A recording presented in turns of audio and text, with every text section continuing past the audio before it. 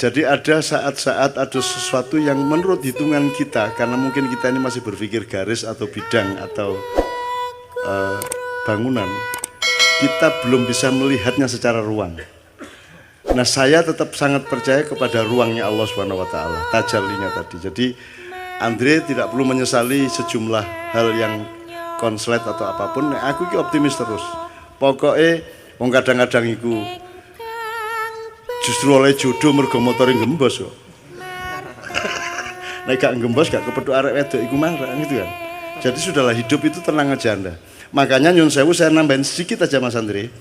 Saya nurusin yang Kanjeng Lokojoyo tadi, Raden Syahid Sunan Kalijogo tadi. Jadi kita harus mengepung sejarah dan masa depan ini dengan semua faktor. Kesadaran mengenai perubahan-perubahan nilainya termasuk konstitusi. Bahkan kesadaran terhadap sebenarnya yang penjajahan itu yang kapan? Penjajahan yang sekarang itu jenis keberapa? Ya, kecanggihannya seperti apa? Jadi misalnya autopilot gini Gus. Anda kasih sabu-sabu 2 kali 3 kali, besok sudah nggak perlu dipilotin lagi, nyabu sendiri. Nah, kita itu di bidang politik, psikologi, budaya itu sudah nggak perlu di remote sama Israel, sama Amerika, sama siapapun, udah hancur-hancur sendiri. Kalau kita tidak menyadari apa yang sedang kita konsumsi. Nah, Anda tahu bahwa Indonesia ini dirusak dengan divide et impera, ya, itu melalui begitu banyak dimensi. Pendidikan, media, undang-undang, ya, terus, semua, hampir semua, prinsip, cara beragama, ya. Bahkan sekarang mulai ada yang menyebut bukan wahai saudara-saudaraku kaum muslimin wa muslimat, tapi saudara-saudaraku mu'awiyin wa mu'awiyat. Artinya orang-orang Islam yang sekarang ini mendapatkan informasi mengenai Islam itu dari kantor berita Muawiyah, yang dimulai sejak Khalifah Abu Bakar umpamanya. Yang ketika itu Abu Sofyan sudah mulai politiking, sudah mulai menyengkuni. Makanya nanti tanggal pertengahan Januari kalau Anda sempat ke Jogja, saya sama teman-teman Perdikan sedang menyiapkan pementasan Sengkuni Harga Mati. Subjudulnya, kalau judulnya Sengkuni 2019. Nanti kapan-kapan saya cerita mengenai Sengkuni ini, Anda pasti kecelek dan semua yang nonton pasti kecelek. Karena Anda pikir itu saya sedang ngomong garis, tidak. Saya tidak ngomong garis, tidak ngomong bidang, tidak ngomong bangunan, tapi ngomong ruang. Sengkuni dalam arti ruang, dan sengkuni itu tidak usah nyari kemana-mana. Anda berkaca sebenarnya ada unsur sengkuni di wajah yang Anda temukan di balik kaca itu. Dan hampir tidak ada yang tidak sengkuni di Indonesia sekarang ini. Tapi sengkuni Indonesia ini sangat rendah derajatnya sebagai manusia, kan penjahat aja ada yang derajatnya tinggi, ada yang rendah Mas. Ini sebagai penjahat Indonesia ini rendah sekali derajatnya. Sudah jahat rendah. Kalau Sengkuni ini nyun sewu nih Pak Muzamil, tidak apa ya. Sengkuni ini kan cuma provokator Mas. Lici, yuwaswisu visuduri, haulihim gitu ya.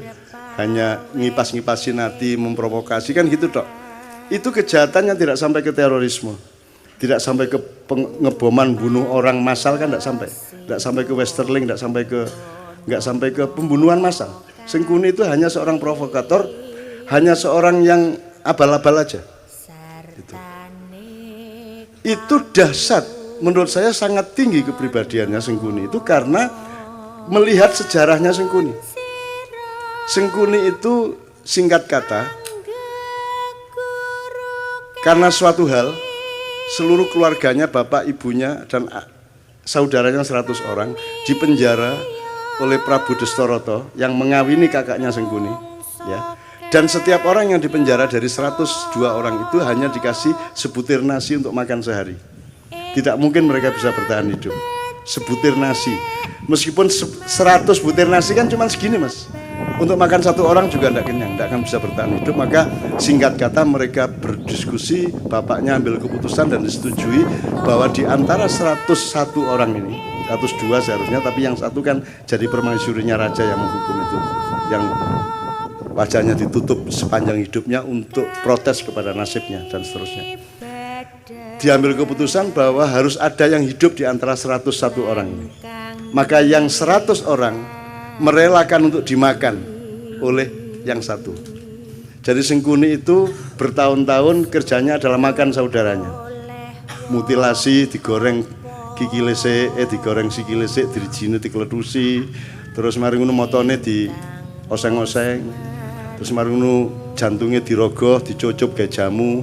Pokoknya sekian tahun dia di penjara, dia makan adik-adiknya sebanyak 98 orang dan bapak ibunya sebanyak 2 orang. Jadi dia menjadi jahat karena dia pernah dipaksa makan untuk regenerasi ini. Ya, untuk regenerasi, untuk kehormatan keluarga, harus hidup. Maka cara satu-satunya untuk hidup adalah makan 98 adiknya. Seperti Sumanto itu. Tapi satu persatu. Mas, Anda pernah membentak ibu Anda? Pernah membentak ayah saya? Pernah membentak ibu? Kalau sampean sekali membentak ibu sampean stres enggak? Bisa enggak tidur tenang Anda? Merasa bersalahnya luar biasa, baru membentak ibu.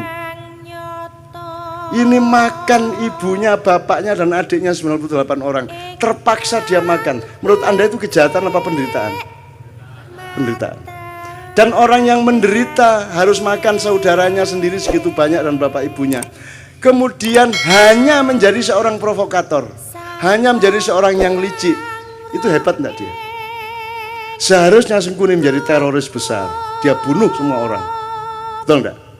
Harusnya dia obrak-abrik itu Astinapura, Indraprasta dan semuanya. Karena dia bermaksud baik, maunya Mbak Yunya itu kawin sama Pandu. Jadi, karena dia mempertimbangkan bibit, bebet, bobot. Perhitungannya sangat baik untuk berkeluarga.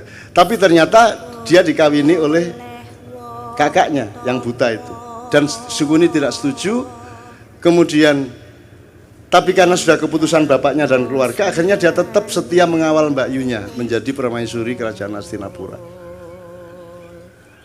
Kerajaan Astinapura ini rajanya akhirnya tahu bahwa sebelum kawin sama dia, dulu Mbak Yunya ini dikawinin sama kambing. Kemudian begitu kawin, kambingnya dibunuh, disembelih. Kenapa dikawinkan sama kambing? Karena menurut perhitungan primbon, neptunya tidak cocok antara Mbak Yunya dengan suaminya. Untuk membatalkan hitungan angka tadi, ya, weton tadi, maka dia dijadikan janda, menjadi lain lagi hitungannya, menjadi sah, nggak apa-apa secara ilmu kriptologi namanya ya. Oke.